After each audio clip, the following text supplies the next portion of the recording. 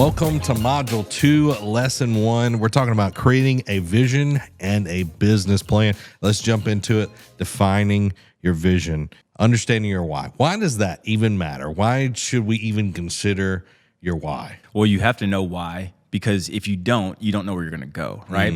And so your why is going to be your basis, your core to make all the decisions that you make from the moment that you decide to start your practice.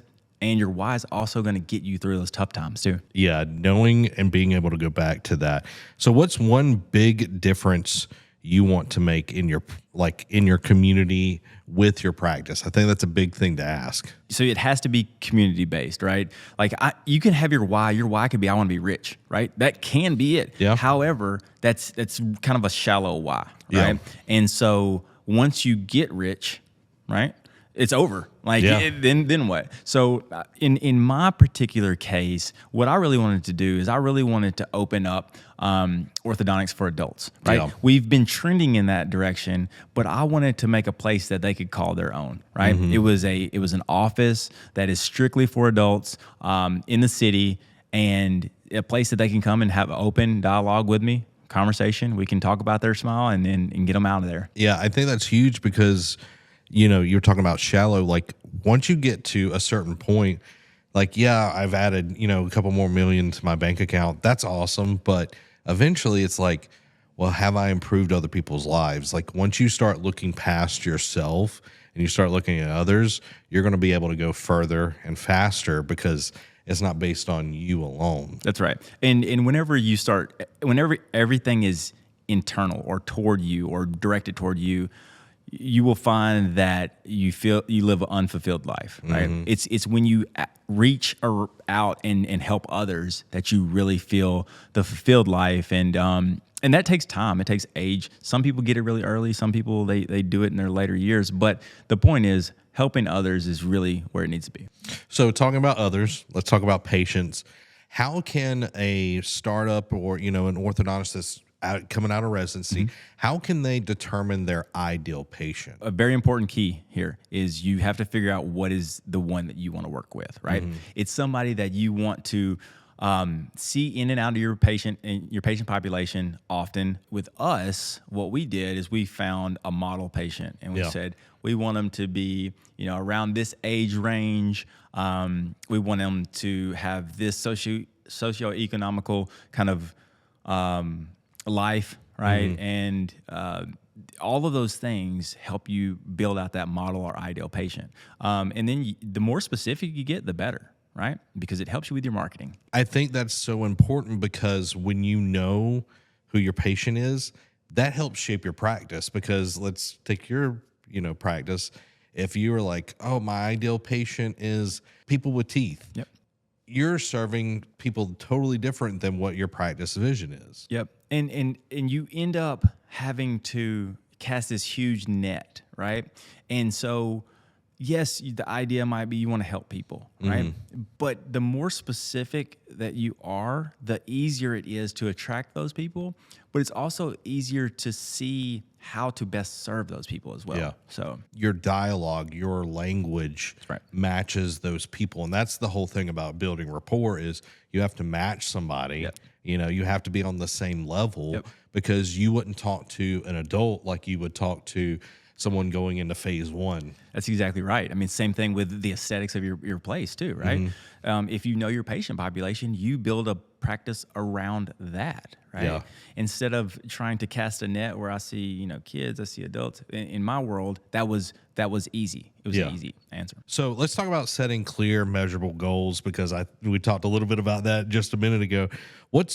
And this is something to think about, everybody, is what's one goal you want to hit in your first year? What do you think would be a good goal for someone to set? I think you're going to set, the easiest one to set is that you want to see growth month over month, right? And that sounds simple because you're starting from zero. But what will happen is you will go and you'll get 10 patients one month. The next month, you'll get 20 patients, and you'll think that your growth pattern is just trending up. But then you'll have another month, and you have 4. Yeah. So you want to have just something simple that you see progress, you see growth, or you just shoot for a total number of, I want to have 200 starts this year, right? The only thing about that is typically when you set a goal that far ahead, what you end up doing is you end up waiting to the last minute to try to cram that stuff in, and it's not very successful. Yeah, waiting to the last quarter of the year to try to hit a sales goal or something like that,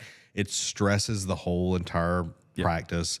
Instead, we talked about this on our State of the Union episode of the Grow Ortho podcast, doing the 12-week years. Love it. Having, bite size, you are measuring that whole time. Love it. And tracking it and being able to accomplish it. Yeah, I think that's one thing that you don't start to incorporate that type of mindset until you're farther on in your career. But if you did that at the beginning, you could see some huge results because you're taking bite-sized pieces. You're not thinking like, oh, I've got to start 200 patients. You think, all right, I got to start 60 patients in this quarter or whatever it is. And it's so much more palatable. It's so much more manageable as well. Yeah, it's how they say the best way to eat an elephant is one bite at a time. That's right. Same thing. That's right. Here with your.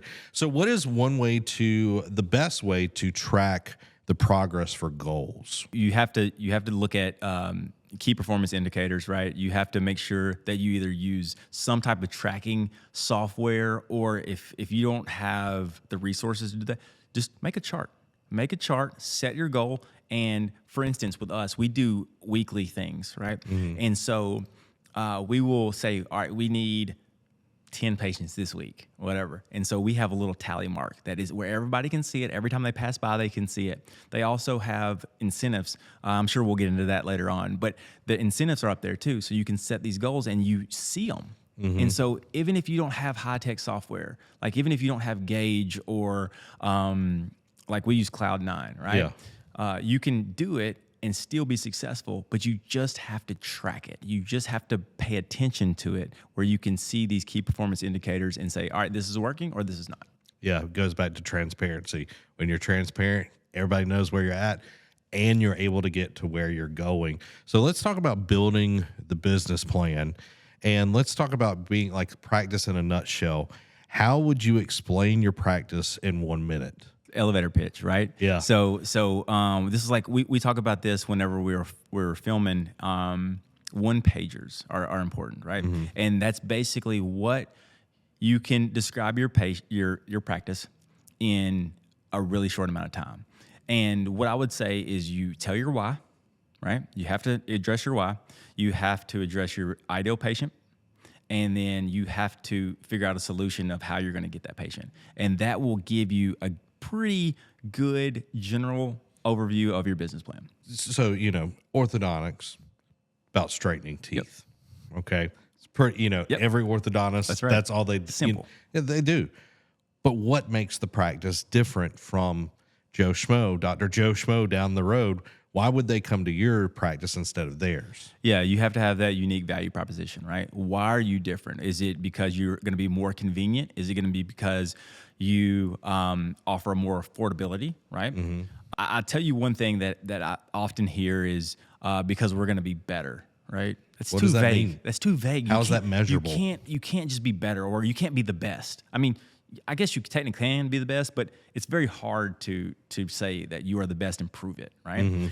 I think that you really need to lean on different type of pillars, and that's where you go back to your why, right? So all your pillars that you are making your practice different should lead back to your why, right? And so for us, again, we're an adult-only practice, and we wanted to make it easy for adults to do life, right? And we know that having a good smile will help in that, right? And so we have convenience is really high on ours. We want to be very transparent with them, and we want to get them in and out of treatment as quickly as possible, right? So those are our pillars that we build upon, right? And that's what makes us a little bit different. We have, unique hours, right? We work till 7 o'clock, right? Yeah, because adults need that, right? But it's the same kind of concept. Yeah, and I think knowing that going in, you can set that up for your practice. Because again, being the best or whatever, way hard to prove. Way harder to prove. So let's talk about building your business model, going solo, group, or a partnership. How can that be, in there? Like, do you want to run your practice by yourself, or do you want to run it with others, and why? Yeah, I think this comes down to risk, right? How much of the risk are you willing to take? Because as you get more people involved, it dilutes the risk, right? Lowers the risk. But it also lowers your ability to control stuff, right? So these are personality type of things, right? I actually don't think anything's wrong with a partnership. I think that there's true advantages to that. You have two people looking at stuff. You have, or more people looking at things. For me, I had worked in a group practice before, multi-specialty, that was still privately owned. So it had this really cool dynamic, I guess. But I wanted to see how it would be if I just took all the control, right? Yep. And so to me, in my personality, opening a solo practice was the only way for me to go. Now, as if I was opening another one, I would be open to opening it with someone else, right? It's just about personality. And I think a good way for everybody to kind of look at this is do like a pros and cons list and just kind of see where you lie. Like, how do you feel about this? Because it's not a one size fits all. That's right. Because usually when you get a one size fits all, it's just like this huge baggy, ugly thing. Yeah. Camel by committee. So let's talk about some financial planning with revenue and costs. What is the biggest cost that they need to plan for? Equipment, and from a startup perspective, is equipment and things like that, right? The initial cost of getting the build out done, that can be anywhere between $100 a square foot to $300 a square foot. Then your equipment cost, that could be $300,000 to $500,000. All this is a huge range because it matters about your demographics, where you're at. If you're in New York City, it's probably gonna be more than if you're in Wichita, Kansas. Not knocking Wichita, Kansas, just saying. Yeah, it's just the truth. It's just the truth. Yeah. And so that's going to be your huge upfront expense, right? You're going to get a business loan. You're going to pay that monthly. And then once that happens, the next biggest expense you're going to have is your staff, right? And your staff should fall at a ratio of about 25% of your revenue. I like to say of collections. That's an easier way to kind of figure out what you're really making. Yeah. Right? And then I guess the other big expense that you may have is a lab fee if you're doing a lot of Invisalign or a lot of aligner cases where you have to pay that out. But for the most part, your biggest expenses are going to be in the equipment and the build out. Okay. So knowing that, how much do you think, a first year, startup could make? If you were to take home $100,000 in your first year, I feel like you should be proud of yourself. Okay. Because there's so many things that you don't know, and there are so many things that affect your overhead in your first year, and you're waiting on that delayed payment, right? And so you may have done $500,000, $1 million worth of stuff, but your overhead is weird. Well, you're not going to do that in the first year, but it's hard to take home a lot of money the first year. Well, even if let's say you absolutely crush it, you come out, you crush it and get $2 million that year. The delayed, your production, you've killed it. That's exactly right. But the actual collections is not the same as production. Correct. And I think that's something big that people just need to realize. It's like that cash flow, knowing where, you're not going out and getting a Lambo. That's right. Year one. That's right. That's right. And you look at it and you think, what stinks is when you do really great in a year and you're like, wow, I should be making a lot more than this. Yeah. But you're right. It trails. It's a trailing financial situation, which it ends up being really great. Yeah. But just the first year takes some build up. Yeah. Learning that lead and lag metric. It's like you're getting the lead metric here, but then you also have the lag of I will eventually make a lot more money. That's right. That's huge there. And talking about marketing and growth, this is, hips kind of domain and everything. How will patients find your practice? This is something big that you need to consider. How do patients find out about your practice? Yeah, I think the two best ways, or the two most oftenly used ways, are referrals and checking out your website. That's what they're going to do. They're going to get a referral, which is first of all, you want referrals. Referrals Yes. are the best thing that you can possibly get. Referrals from a patient of yours or a referral from another doctor. Those are the best thing. I cannot stress that enough. It is the cheapest cost for acquisition. You get somebody who's probably, already kind of trusting in Yep. you. But then the next thing that they do is going to look at the website. You got to have a website. And it's so funny because I still like Google dentists now, and they have these horrible websites. Yep. And I judge them so much. And I try not to. I try not to judge them. But it's like, it doesn't take a lot of effort to get a up-to-date website. Yeah. Right? And so those are the two main ways that people are going to find you when you first start. Even if you don't use like HIP or something like that to do your website, go to Squarespace. Like, get something like going. Don't look like you're from the 90s or just like, oh, my Instagram will do it. You can make connections on social media, but you build trust with your website. Yep. It's almost like have you ever, matter of fact, think about this. Have you ever purchased something from somebody who didn't have a website? No, it feels so awkward. Yeah. It is like the most awkward thing in the world. Like you go and you're like, wait, this company doesn't have a website? Yeah. Like, that's red flags. Exactly. So, again, it doesn't have to be the best thing in the world, but it does need to be up to date. And I think people are actually catching on to stock images as well. The older generation, maybe not, but the younger generation is like, I've seen that lady on multiple websites, right? Yeah. And so you really need to take a little bit of initiative and take some, professional photos of your office, of you and your team, and put them on your website and update them. Even AI, let's hit that just real quick. People can tell it's AI, and it's getting harder and harder to see that. But when you're trying to build trust, you want real people. You want you on your website. So definitely make sure. You have to. I mean, you have to, especially if you're a startup. If you're a startup, you have to. You're trying to convince someone that doesn't really know you to spend thousands of dollars in trusting you. You have to meet them where they're at. Like, you have to be a true and honest person, and let them know who you are a little bit before they come in. I promise you'll help a ton.